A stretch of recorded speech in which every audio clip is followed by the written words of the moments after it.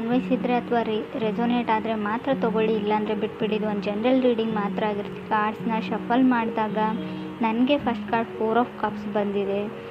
First card 4 of cups ಬಂದರೆ ಖಂಡಿತವಾಗ್ಲೂ ಯಾರನ್ನಾದರೂ ನೀವು ಮಿಸ್ ಮಾಡ್ಕೊಳ್ತಾ ಇದ್ದೀರಾ, ಅದರ್ ಪರ್ಸನ್ನ, ಅಥವಾ ಅದರ್ ಪರ್ಸನ್ ನಿಮ್ಮನ್ನು ಮಿಸ್ ಮಾಡ್ಕೊಳ್ತಾ ಇದ್ದರೆ 4 ಆಫ್ ಕಪ್ಸ್ ಕಾರ್ಡ್ ಬಂದಿರುತ್ತೆ. ಅಥವಾ ಸೀಕ್ರೆಟ್ ಟೆಕ್ಸ್ಟ್ ಅಂತ ಹೇಳ್ಬೋದು. ಕೆಲವೊಮ್ಮೆ 4 ಆಫ್ ಕಪ್ಸ್ ಬಂದರೆ ನೀವು ಯಾರಿಗೂ ಗೊತ್ತಾಗದೆ ಹಾಗೆ ಅಥವಾ ಸೀಕ್ರೆಟ್ಲಿ ಗುಟ್ಟಾಗಿ ಏನಾದರೂ ಮಾಡ್ತಾಯಿದ್ರು ಕೂಡ 4 ಆಫ್ ಕಪ್ಸ್ ಬಂದಿದೆ. ಮೇ ಬಿ ನಿಮ್ಮ ಪಾರ್ಟ್ನರ್ ಗುಟ್ಟಾಗಿ ಏನಾದರೂ ಮಾಡ್ತಾ ಇರ್ಬೋದು, ಅಥವಾ ನೀವು ನಿಮ್ಮ ಪಾರ್ಟ್ನರ್ಗೆ ತಿಳಿಸದೆ ಏನಾದರೂ ಮಾಡ್ತಾ ಇರ್ಬೋದು. ರೈಟ್ ನೌ ಮಿಸ್ಸಿಂಗ್ ಸಮ್ವನ್ ಅಂತ ಹೇಳ್ಬೋದು. ಅಥವಾ ಸಮಥಿಂಗ್ ಮಿಸ್ಸಿಂಗ್ ಅಂತ ಕೂಡ ಹೇಳುತ್ತೆ. ಮೇ ಬಿ ಯಾವುದಾದ್ರೂ ರೆಸಿಪಿ ಇರ್ಬೋದು. ನೀವು ಚೆನ್ನಾಗಿ ಕುಕ್ಕಿದ್ರೆ, ಏನೋ ಅಡುಗೆ ಮಾಡೋದು ಚೆನ್ನಾಗಿ ಬರ್ತಾಯಿದ್ರು ಕೂಡ ನಿಮಗೆ ಏನೋ ಮಿಸ್ ಆಗಿದೆ, ಅಡುಗೆ ಮಾಡಿ ನೋಡಿದ್ರೂ ಕೂಡ ಈ ರೆಸಿಪಿಯಲ್ಲಿ ಮಾಡೋ ವಿಧಾನದಲ್ಲಿ ಏನೋ ಮಿಸ್ ಮಾಡಿದ್ದೀನಿ ಅಂತ ನೀವು ಅಥವಾ ನಿಮ್ಮ ಪಾರ್ಟ್ನರ್ ಫೀಲ್ ಮಾಡ್ಬೋದು. ಫ್ಯಾಮಿಲಿ ಈಸ್ ಗುಡ್ ಅಂತ ಹೇಳುತ್ತೆ. ನಾಟ್ ಶ್ಯೂರ್ ಎನರ್ಜಿ ಅಂತ ಹೇಳ್ತೀವಿ. ಫಸ್ಟ್ ಕಾರ್ಡ್ ಏನಾಗುತ್ತೆ, ಏನಾಗ್ತಾ ಇದೆ ಅಂತ ಯಾವುದೂ ಕ್ಲಾರಿಟಿ ಇರೋದಿಲ್ಲ ಲೈಫಲ್ಲಿ ಅಂತ ಕೂಡ ಹೇಳ್ಬೋದು. ಸೆಕೆಂಡ್ ಕಾರ್ಡ್ ನನಗೆ ಸ್ಟ್ರೆಂತ್ ಕಾರ್ಡ್ ಬಂದಿದೆ. ಮೇ ಬಿ ನೀವು ಸಿಂಹ ರಾಶಿಯವ್ರ ಜೊತೆ ಕನೆಕ್ಟ್ ಆಗಿದ್ದರೂ ಕೂಡ ಸ್ಟ್ರೆಂತ್ ಕಾರ್ಡ್ ಬಂದಿರುತ್ತೆ. ಅಥವಾ ಕಾನ್ಫಿಡೆಂಟ್ ಕಮ್ಮಿ ಆಗಿದ್ದರೆ, ಲೈಫ್ ಮೇಲೆ ಭರವಸೆ ಕಮ್ಮಿ ಆಗಿದ್ರೂ ಕೂಡ ಸ್ಟ್ರೆಂತ್ ಕಾರ್ಡ್ ಬಂದಿರುತ್ತೆ. ನಿಮಗೆ ನಿಮ್ಮ ಪಾರ್ಟ್ನರ್ ಮೇಲೆ ಭರವಸೆ ಕಮ್ಮಿ ಆಗಿದೆಯೋ, ಅಥವಾ ನಿಮ್ಮ ಪಾರ್ಟ್ನರ್ಗೆ ನಿಮ್ಮ ಮೇಲೆ ಭರವಸೆ ಕಮ್ಮಿ ಆಗಿರ್ಬೋದು. Trying to see how far it will goes ಅನ್ನೋ ಹಾಗಿದೆ. ನೋಡೋಣ, ಎಷ್ಟು ದಿನ ಹೋಗುತ್ತೋ ಅಷ್ಟು ದಿನ ಜೊತೆಗಿರೋಣ. ಸ್ಟ್ರಗಲ್ ಅಂತ ಹೇಳ್ತೀನಿ ನಾನು. ಬೇಸಿಕಲಿ ಇದು ಒಂದು ಸ್ಟ್ರಗಲ್ ಆಗಿರುತ್ತೆ. ಡಿಸ್ಕನೆಕ್ಟಿವಿಟಿ ಫೀಲ್ ಇರುತ್ತೆ. ಜೊತೆಗಿದ್ದರೂ ಕೂಡ ಡಿಸ್ಕಂಫರ್ಟ್ ಫೀಲ್ ಇರುತ್ತೆ ಆ ಪರ್ಸನ್ ಜೊತೆ. ನಿಮ್ಗೆ ಅನಿಸುತ್ತೆ ನಿಮ್ಮ ಜೊತೆ ಫಿಸಿಕಲಿ ಇದ್ದರೂ ಕೂಡ ಅವ್ರ ಮೈಂಡ್ ಚೇಂಜ್ ಮಾಡಿದ್ದಾರೆ, ಅವ್ರ ಹಾರ್ಟ್ ಚೇಂಜ್ ಮಾಡಿದ್ದಾರೆ. ಮೊದಲಿನ ಸಲ ಇಲ್ಲ, ಅವರು ಸ್ಲೋಲಿ ಅವ್ರು ನಿಮ್ಮಿಂದ ದೂರ ಆಗ್ತಾ ಇದ್ದಾರೆ ಅಂತ ಅನ್ನಿಸ್ತಾ ಇದೆ ಕೆಲವ್ರಿಗೆ. ಕೆಲವ್ರು ಮ್ಯಾರಿಡ್ ಇರ್ಬೋದು ಈ ಪ್ಲೇಸಲ್ಲಿ ಅಂತ ಕೂಡ ಹೇಳ್ಬೋದು. ಫ್ರೆಂಡ್ಸ್, ಇದು ಎಲ್ರಿಗೂ ಅನ್ವಯಿಸಲ್ಲ, ಕೆಲವರಿಗೆ ಮಾತ್ರ.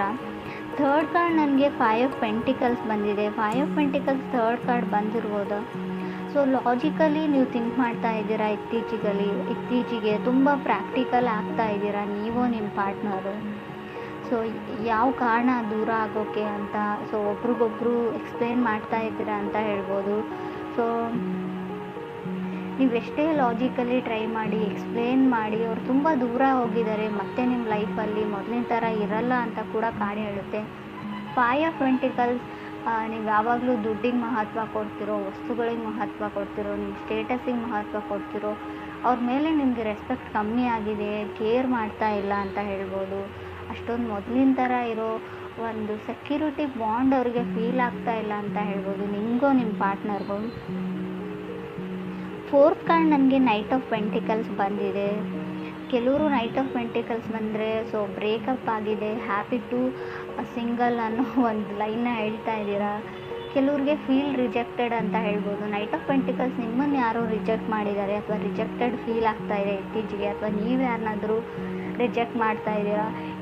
ಕೇಳದೆ ನಿಮ್ಮನ್ನು ಬ್ಲಾಕ್ ಮಾಡ್ತಾ ಇದ್ದಾರೆ, ನಿಮ್ಮ ಕಾಲ್ನ ಪಿಕ್ ಮಾಡ್ತಾ ಇಲ್ಲ, ನಿಮ್ಮ ಕೈಗೆ ಸಿಗ್ತಾ ಇಲ್ಲ ಆ ಪರ್ಸನ್ ಅಂತ ಹೇಳ್ಬೋದು. ನಿಮ್ಮ ಇದಕ್ಕೆ ಸೂಟ್ ಆಗೋ ಪರ್ಸನ್ ಕೂಡ ಇಲ್ಲ. ಮೇ ಬಿ ತುಂಬ ಗುಡ್ ಲುಕಿಂಗ್ ಪರ್ಸನ್ ಅವರಾಗಿದ್ದಾರೋ ನೀವಾಗಿದ್ದಾರೋ ಏನೋ ಅವ್ರಿಗೆ ಒಂದು ಅನುಮಾನ. ನಿಮ್ಮಿಂದ ದೂರ ಆಗೋಕ್ಕೆ ಅವ್ರು ಟ್ರೈ ಮಾಡ್ತಾ ಇದ್ದಾರೆ ಅಂತ ಹೇಳ್ಬೋದು. ಫಿಫ್ತ್ ಕಾರ್ಡ್ ನನಗೆ 10 ಆಫ್ ಪೆಂಟಿಕಲ್ಸ್ ಬಂದಿದೆ. ಹಣ ತುಂಬ ಬರುತ್ತೆ ನಿಮಗೆ, ಹಣದ ಬಗ್ಗೆ ಯೋಚನೆ ಮಾಡಬೇಕಾಗಿಲ್ಲ, ಅಥವಾ ನಿಮ್ಮ ಪಾರ್ಟ್ನರ್ಗೂ ಸ್ಟೆಬಲ್ ಆಗಿದ್ರೆ ಅಂತ ಹೇಳ್ಬೋದು. ಕೆಲವ್ರಿಗೆ ಎಮೋಷ್ನಲ್ ಸ್ಟೆಬಿಲಿಟಿ ಬೇಕಾಗಿದೆ, ಎಮೋಷ್ನಲಿ ಯಾರಾದರೂ ಸಪೋರ್ಟ್ ಮಾಡಬೇಕು. ಟೂ ಮಚ್ ಕನ್ಸರ್ನ್ ಅಂತ ಹೇಳ್ಬೋದು. ಅನ್ಸರ್ಟನಿಟಿ ಇದೆ ಲೈಫಲ್ಲಿ ಅಂತ ಹೇಳ್ಬೋದು. ಯಾರೂ ನನಗೆ ಸಪೋರ್ಟ್ ಮಾಡೋರಿಲ್ಲ. ಎಲ್ಲ ಇದೆ, ದುಡ್ಡಿದೆ, ಸ್ಟೇಟಸ್ ಇದೆ, ನೇಮ್ ಇದೆ, ಫೇಮ್ ಇದೆ, ಬಟ್ ನನಗೆ ಯಾರೂ ಇಲ್ಲ ಅನ್ನೋ ಫೀಲಿಂಗ್ನಲ್ಲಿ ಕೆಲವ್ರು ಇದ್ದೀರಾ, ನೀವು ಅಥವಾ ನಿಮ್ಮ ಪಾರ್ಟ್ನರು. 6th ಕಾರ್ಡ್ ನನಗೆ ನೈಟ್ ಆಫ್ ಸೋರ್ಡ್ಸ್ ಬಂದಿದೆ. ನೈಟ್ ಆಫ್ ಸೋರ್ಡ್ಸ್ ಕೆಲವೊಮ್ಮೆ ಹೊಸ ವ್ಯಕ್ತಿನ ನೀವು ಮೀಟ್ ಆಗ್ತೀರಾ ಲೈಫಲ್ಲಿ ಅಂತ ಕಾರ್ಡ್ ಹೇಳುತ್ತೆ. ಇತ್ತೀಚೆಗೆ ಮೀಟ್ ಆಗಿದ್ದೀರಾ, ಕೆಲವರು ಮುಂದೆ ಕೂಡ ಮೀಟ್ ಆಗಿರ್ಬೋದು.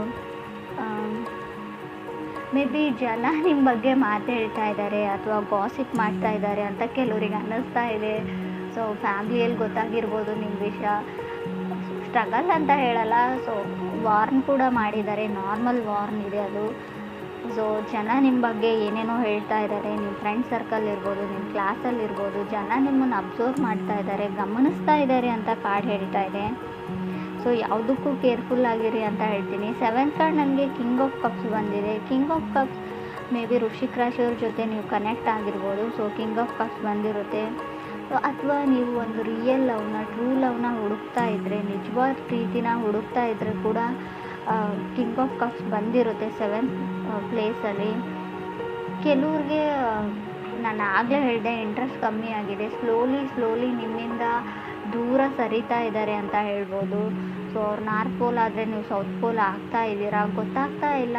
ಸಡನ್ನಾಗಿ ಯಾವಾಗ ಆ ವ್ಯಕ್ತಿ ಚೇಂಜ್ ಆದರೂ, ಯಾಕೆ ಚೇಂಜ್ ಆದರೂ, ಪ್ರಾಕ್ಟಿಕಲಿ ಲಾಜಿಕಲಿ ಏನೋ ಥಿಂಕ್ ಮಾಡ್ತಾ ಇದ್ದಾರೆ ಅವರು. ತುಂಬ ಲಾಜಿಕಲ್ ವೇಸ್ನಲ್ಲಿ ಥಿಂಕ್ ಮಾಡಿದರೆ, ಎಲ್ಲದಕ್ಕೂ ಲಾಜಿಕ್ನ ಹುಡುಕ್ತಾ ಹೋದರೆ ಲೈಫಲ್ಲಿ ನಿಮಗೆ ರಿಯಲ್ ಆಗಿ ನೀವು ಲೈಫ್ನ ಲೀಡ್ ಮಾಡೋ ಲಾಜಿಕ್ನೇ ನೀವು ಮರ್ತು ಬಿಡ್ತೀರಾ ಅಂತ ಹೇಳ್ಬೋದು. ಖುಷಿಯಾಗಿರೋ ಲಾಜಿಕ್ನೇ ಕೆಲವರು ಮರೀತಾ ಇದ್ದೀರಾ. ನೀವು ನಿಮ್ಮ ಪಾರ್ಟ್ನರ್ಗೂ ಅವರು ರಿಯಲೈಸೇಷನ್ ಮಾಡ್ಕೊಳ್ತಾ ಇಲ್ಲ ಅವ್ರು ಏನು ಕಳ್ಕೊಳ್ತಾ ಇದ್ದಾರೆ ಅಂತ. ಸೊ 8th ಕಾರ್ಡ್ ನನಗೆ 10 ಆಫ್ ಕಪ್ಸ್ ಬಂದಿದೆ. ಸೊ ರಿಯಲೈಸೇಷನ್, ತುಂಬ ಟಾಕ್ಸಿಕ್ ಎನರ್ಜಿ ಇದೆ ಅಂತ ಅವ್ರು ಅಂದ್ಕೊಂಡಿದ್ದಾರೆ. ಡೋಂಟ್ ನೋ ಏನು ಮಾಡಬೇಕು, ಇದನ್ನು ಹೇಗೆ ಸರಿಪಡಿಸ್ಬೇಕು ಅನ್ನೋ ಓವರ್ ಥಿಂಕಿಂಗ್ ಇದೆ. ಬಟ್ ಅಲ್ಲಿ ಏನೂ ಇಲ್ಲ, ಎಲ್ಲನೂ ಇದೆ, ಎಲ್ಲ ಖುಷಿ ಇದೆ. ಸೊ ಅವರು ಖುಷಿಯಾಗಿದ್ದರೆ ಖಂಡಿತ ಆಗುತ್ತೆ. ಈಗೋ ಪ್ರಾಬ್ಲಮ್ ಇದೆ ಅಂತ ಹೇಳ್ಬೋದು. ನಾನು ಸೋಲಲ್ಲ, ಅವರೇ ಸೋಲಬೇಕು. ಸೊ ತುಂಬ ಒಂದು ಟೆಕ್ಸ್ಟು ಅಥವಾ ಒಂದು ಕಾಲ್ಗೆ ಆನ್ಸರ್ ಮಾಡಿದರೆ ಏನಾದರೂ ಆಗುತ್ತಾ, ಮೊದಲಿನ ಥರ ಯಾಕೆ ಇರೋಕ್ಕಾಗಲ್ಲ ಅಂತ ಕೂಡ ನೀವು ಯೋಚನೆ ಮಾಡಬೇಕು ಮಿಥುನ ರಾಶಿಯವ್ರು, ನೀವು ಅಥವಾ ನಿಮ್ಮ ಪಾರ್ಟ್ನರು.